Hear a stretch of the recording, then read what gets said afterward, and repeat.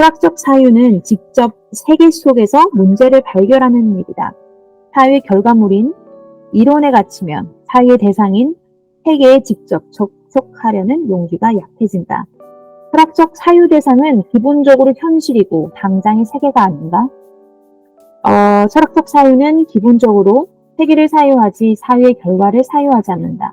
우리는 사유 그 자체에 매몰되지 않고 자신만의 높은 시선으로 세계와 직접 접촉할 수 있어야 한다. 이미 있는 모든 이론들은 세계에 접촉하려는 여행길에 봉사시키려고 데리고 다니는 묘기다. 그것들이 주인 행세를 하지 못하도록 하기 바란다. 여기까지죠. 그냥 천천히 따라 읽으면서 이해가 잘 되는데 이게 이제 이것도 하나의 적이긴 한데 이걸 이제 읽어서 내 생각으로 말을 해보라 하면 아직은 안 되네요.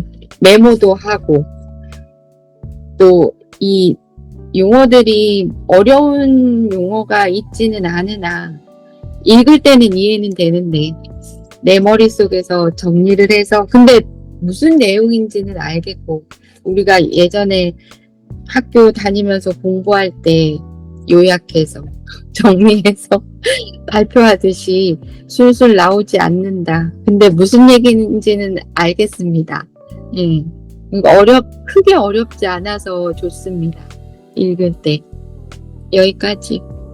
저는 오늘 조금 공사하고 뭐하고 해가지고 좀 기가 빨려서 그런지 지난주에 읽을 때보다는 좀 집중력이 제가 떨어져가지고 읽으면서 이렇게 지난주처럼 막 쏙쏙 들어온다 이런 느낌은 아니었고 읽으면서 막 자꾸 길을 이렇게 가다가 길을 헤매는 느낌이긴 한데 근데 어쨌든 이게 독립이라는 어떤 큰 제목 그걸로 그냥 가다 보니까 결국에는 이제 계속 그걸 강조하는 과정에서 하는 얘기들이어가지고 굳이 그게 다 이해가 안 되고 이렇게 조금 집중력이 흐려졌어도 무슨 말을 하고자 하는지는 알겠다 이 사람이. 그리고 그거는 이 주제 자체는 제가 그러니까 사춘기 때부터 지금까지 늘 제 마음 안에 이렇게 그러니까 생각해왔던 그러니까 사람은 이래야 된다 이런 것보다는 나는 되게 독립적이고 싶다. 그게 되게 강했거든요. 사춘기 때부터 제가. 그러니까 이제 집안 분위기 자체가 되게 좀 억압하면서 규율을 지켜야 되고 엄격하고 이렇게 그런 걸 되게 강조하는 집안에서 살다 보면 이렇게 또 대가족이었고 그러니까 그 서열도 중요하고 그 안에서 예의도 갖춰야 되고 또 시키는 대로 해야 하고 어른이 이렇다고 하면 그대로 살아야 하고 이런 분위기에서 계속 살면서 그걸 계속 벗어나고 싶은 그게 저 안에 있다는 걸 어느 순간 이제 그게 사춘기 때 이제 확실하게 확 드러나면서 이제 그 이후로 지금까지 저한테 항상 제 안에 있는 가장 큰 그러니까 내가 어떤 사람인가라고 했을 때 어느 순간 30대 중반 이후에 내가 어떤 문제에 불편하고 어떤 일이 생겼을 때 답답하고 할 때 그 이유가 무엇일까라고 했을 때 제가 그때 얻은 답이 나는 매우 독립적인 사람이 되고 싶은 인간이라는 걸 그때 깨달았기 때문에 지금도 늘 저는 독립적으로 살아야 된다고 생각해요. 근데 이 사람이 얘기하는 건 철학적 사고를 할 때 이게 뭔가 철학이라는 거는 독립적인 사람이어야 하고 독립적으로 사고할 줄 알아야 된다 하는 거라면 저는 그것과는 약간 좀 다르긴 하지만 그래도 맥락적으로 아주 벗어나진 않는다. 그래서 제가 어느 순간에 그런 생각은 한 적이 있었어요. 옛날에. 내가 좀 생각보다는 연희 아줌마보다는 조금 철학적이구나. 철학적인 사람이구나. 이런 생각. 철학에서 공부적으로 철학 이런 게 아니라 생각하는 게 좀 그런가 보다. 그리고 이렇게 세상에서 이렇다 하는 걸 좀 약간 진짜 그럴까? 이런 생각 좀 많이 하면서 살았었거든요. 옛날부터도. 그러니까 그런 게 이 안에서 나오는 얘기랑 좀 겹치는 부분이 있고 또 공감되는 부분도 있어서 저는 이 챕터가 읽으면서 그냥 뭐 집중이 크게는 안 됐지만 세세하게 그래도 저한테는 와닿는 부분이 많았어요. 지금도 저한테 인생의 가장 큰 명제고, 그러니까 뭐 가족으로부터도 되게 독립적인 사람이고 싶고, 그러니까 특히 한국 사회에서 우리 50대 이상 되는 여성들이 되게 어떤 존재에 의지하고 싶어하는 그게 굉장히 강하거든요. 그게 가장 가까운 가족인 경우도 있고 친구인 경우도 있고, 그런데 그 의지라는 게 이렇게 어떤 상호 같은 위치에서 독립적인 두 개체나 이렇게 그런 개체들이 여기도 나오잖아요. 이렇게 그 연대하거나 이렇게 할 때 독립적이라고 하고 고독하라고 하면 연대나 이런 게 잘 안 될 것 같지만, 사실 제가 도서관에서 이렇게 봉사를 하면서도 보면 독립적으로 본인이 누가 뭐 권해서나 이런 게 아니라 독립적으로 자발적으로 온 그분들이 모여야지만 연대가 제대로 되거든요. 그것처럼 가족도 작은 사회인데 이 안에서도 가족 구성원들이 각자 독립적일 때 그 안에서 편안하게 서로가 서로에게 어떤 뭐 연대를 해야 할 때 서로 상처 주거나 누구 하나가 너무 희생하거나 하지 않고 제대로 된 연대가 이루어지는 것 같더라고요. 그래서 저도 우리 가족이 그랬으면 좋겠고, 그러려면 그 중에서도 그 구성원 중에서도 제가 가장 독립적이어야 되겠더라고요. 그러니까 포지션 자체가 그러니까 제가 사회 바깥으로 나가서 일하는 게 좀 적은 사람이기 때문에 집안에 주로 있는 경우 이렇게 시간도 많고 이렇다 보니까, 그래서 그런 생각을 다시 한번 하게 된 것 같아요. 이 책을 읽으면서. 역시 죽을 때까지 좀 내가 독립적인 사람이, 내가 늙어서 손발을 잘 못 쓸 때도 될 수 있으면 좀 그렇게 될 수 있도록 자꾸 누군가에게 뒤척거리지 않는 사람이 되어야 되겠다, 뭐 이런 생각. 네, 그런 거 하면서 읽었던 것 같아요. 그렇습니다. 저는 어린 애들을 아직도 키우고 있어서 전 이거 보면서 제 스스로가 굉장히 저한테 예민하고 혼자 있는 거 되게 좋아하고 스스로 뭔가 내 즐거움을 찾는 걸 좋아하는 사람이라고 생각을 했는데, 저는 사실 대답하기를 더 좋아하고 좀 약간 좀 한국 사회에서 그냥 이렇게 딱 틀에 맞춰서 자란 그런 전형적인 그런 사람이라는 생각을 이 책을 읽으면서 하게 됐고, 그리고 애 둘을 키우고 있는데 이제 보는 아이 육아가 힘들거든요. 힘든 이유가 아이들이 저랑 성향이 굉장히 달라요. 근데 이 다름이, 저는 이 다른 아이들을 잘 가르쳐야겠다는 그런 욕심이 생기기도 해요. 왜냐하면 혼자 살아가는 세상이 아니고 다른 사람, 공동체 안에서 개별자가 아닌 공동체 안에 속해서 살아가야 하니까, 어차피 얘네들이 어떻게 뭐 창의적인 교육을 한다, 뭐 어떤 교육을 한다, 이 아이들에게 맞는 교육을 한다 치더라도, 네, 학교 생활을 하면서 여기서 나온 것처럼 아이들이 어떤 그 가상놀이를 하고 그 상상력을 발휘하고 좀 이렇게 관찰하고 호기심 많고 이런 행동들이 학교 생활을 하면서 그게 점점 희미해져가고 결국엔 그게 말살된다는 그런 말을 딱 봤을 때, 제가 사실 아이들 키우면서 훈육 비슷한 것도 하면서 느끼는 게, 어쩌면 내가 이 아이들이 정말 크게 꽃피울 수 있는 그런 새싹을 잡초라고 생각하고 잘라버리는 건 아닌가라는 생각을 하거든요. 그런 불안감이 가끔 있어요.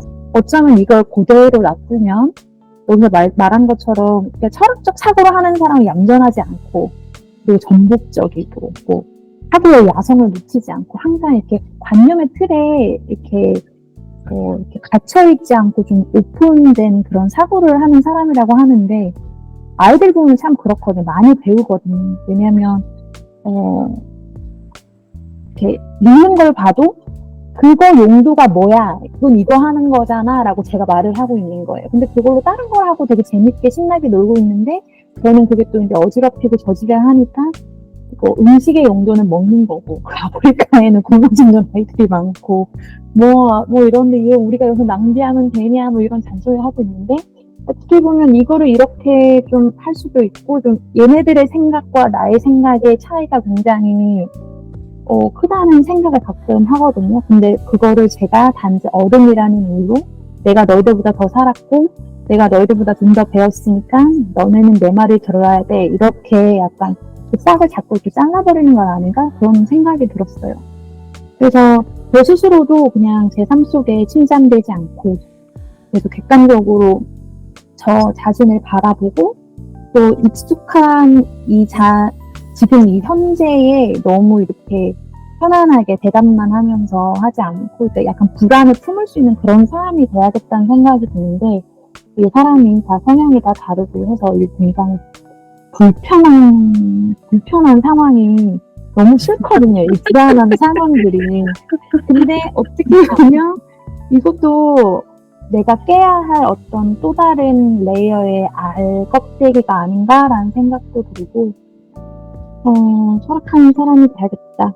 한 단계 높은 위치에서 왜냐면 다 애들도 잘 키워야겠고 그러니까 말만 하는 게 아니고 엄마도 이렇게 힘든데 엄마도 어려운데 엄마도 이런 거 하고 있어라는 것도 좀 보여줄 수 있는 그런 어른이 돼야겠다는 생각도 하게 되는 거. 네, 그렇습니다. 왜 그랬어요? 저는 삼강이 저한테는 굉장히 좋았어요.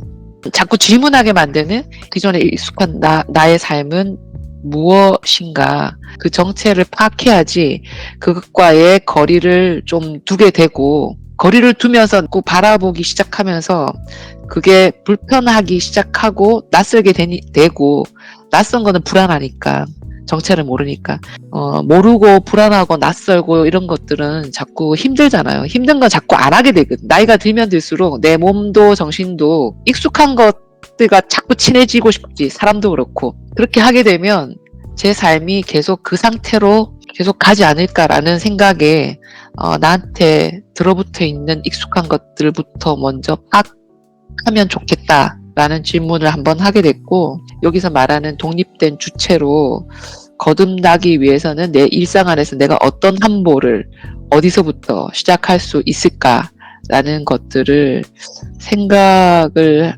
하게 됐던 것 같아요. 나한테 가장 가까이 있는 사람들, 익숙한 사람들에서 거기서 시작할 수 있는 게 아닐까. 그러니까 뭐 다른 책들도 중간에 계속 생각이 막 났어요.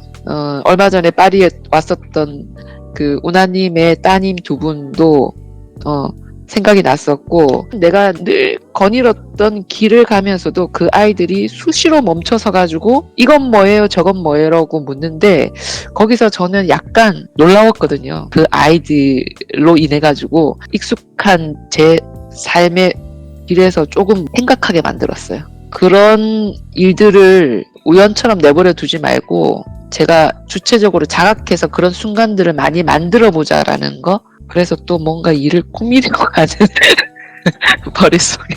네. 하여튼 그랬습니다. 항상 처음에 얘기하는 분들이 하시고 싶은 얘기를 잘 못하고 가는 경우가 있거든요. 퍼플리님. 할 얘기가 많다면 많고 제 생각이 많이 났어요.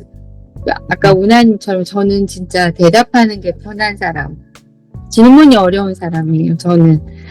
그리고 하기 싫고 어려운 일이 있으면 맞닥뜨리기보다는 피하고 돌아가는 어릴 때부터 그랬던 것 같아요. 그래서 이걸 읽으면서 예전에 읽었으면 이 책을 어떻게 받아들였을까. 근데 지금 이 나이에라도 이걸 읽어서 좋다. 그때 내 마음이나 생각했던 부분들을 한번 다시 그때 이렇게 생각했었으면 내가 조금 더 편했겠다. 피해가는 게 편한 게 아니잖아요. 이게 편한 방식이다라고 선택을 한다고 오해는 하지만 나 스스로는 이게 편한 게 아님을 알면서도 불안하고 이게 아닌데 깨야 되는데 알면서도 못 깨고 지나가는 걸 느끼고 있잖아요. 이 순간이 너무 많았기 때문에 이걸 읽으면서 이거를 이런 책이나 뭐 들었겠지, 해준 사람도 있었겠죠. 그렇게 클 때 내 귀에 안 들어왔겠지. 귀를 닫고 싶었을 수도 있고. 근데 요거 읽으니까 앞으로라도 아직 살아가야 될 날이 많으니까 조금 더 바르게 살아야 되겠다는 생각을 했어요. 조금 책임감 있게. 그렇게 하면서 오늘 계속 읽고 있었거든요. 나랑 많이 부딪히면서 읽고 있었어요. 그래서 아까는 그냥 그런 식으로 얘기를 했는데 여전히 그러네요. 저는 마지막에 이 기존의 것과 불화를 자초할 수 있는 용기, 이게 되게 마음에 들었거든요. 마음에 들었다기보다는 이게 핵심이 아닐까. 지금 특히 내 나이 때 저도 그런 생각이 되게 그런 게 많거든요. 이게 되게, 그러니까 아까 얘기했지만 이렇게 뭐 내가 그거를 회피하고 뭐 혹은 뭐 이렇게 그걸 하는 게 결국에 문제를 이렇게 언젠가는 해결해야 될 이 문제를 결국 내가 질질 지연할 뿐이고 내 마음 안에 계속 불안이 있잖아요. 근데 기존의 것과 불화를 자초할 수 있는 이 용기를 낼 때 내가 독립적일 수 있다는 말이 그게 그런 것 같고, 독립적이고 싶지만 저도 100% 독립적이지 않기 때문에 계속 내 안에서는 독립적으로 살자 이렇게 생각하면서 사는 게 아닐까. 그래서 저도 기존의 것과 불화를 자초할 수 있는 용기를 좀 내야 할 것들이 있어서 그게 마음에 들었어요. 이게 아마 그거지 않을까. 핵심이지 않을까. 우리 쉽지 않지만 모두가 용기를 낼 시기에 만난 책인 것 같습니다. 제가 최근에 그 정토불교대학 가서 듣는 것 중에서 머릿속에서 떠나지 않는 거는 그 스님이 그 말씀을 하시더라고요. 그러니까 지금도 계속 훈련하고 있는 게 있거든요. 알아차림. 내 마음에 들어오는 감정들, 화가 난다거나 막 기쁘다거나 노엽다거나 불편하다거나 이런 부분을 그냥 흘려보내지 말라고. 그 순간에 그 감정을 잡아서 알아차리는 거, 알아차려서 관찰하고 그게 왜 이런지에 대해서 짧은 문장으로라도 자꾸 쓰는 습관을, 그게서 오래된 습에서 빠져나올 수 있는 어떤 방법이라고. 우리가 너무 오랫동안 그렇게 살아서 잘 안 되는 부분들이 많잖아요. 어느 똑같은 어떤 지점에서, 상황에서, 그 맥락에서 이 감정들이 확 솟구치게 되니까 그런 것들을 좀 이렇게 순간순간을 한번 잡아보라고 그 훈련을 시키시더라고요. 조금씩 도움이 되더라고요. 너무 오래된 습이었기 때문에 저도 가는데 혹시나 여러분도 도움이 되실까 해서 전해드립니다. 끝까지 아마 무거울 거예요. 왜냐하면 자꾸 자기를 들여다보는 얘기들이니까. 그렇지만 마지막까지 또 잘 가보도록 해보죠. 네. 저는 이 모든 책들이 모든 게 다 육아서로 다가와가지고 좋을 것 같아. 맞아요. 네. 매일매일의 순간마다 뭘 접해도 저렇게 이제 애들을 키워야겠구나. 이렇게 내가 해야겠구나. 막 그래서 이것도 육아서 같네요. 육아서입니다. 인생 지침서 같은. 저도 잘 키워야죠. 맞죠. 그러니까 잘 만난 책인 것 같습니다. 우리 퍼플리님께서 너무 제안을 잘 해주셔가지고 저도 정말 생각지도 못했던 책인데 좋아지고 있는 중입니다. 덕분에. 자, 1, 2, 3. 여러분 고생하셨습니다. 네. Easy as pie, lemon, apple or cherry. Loving you is so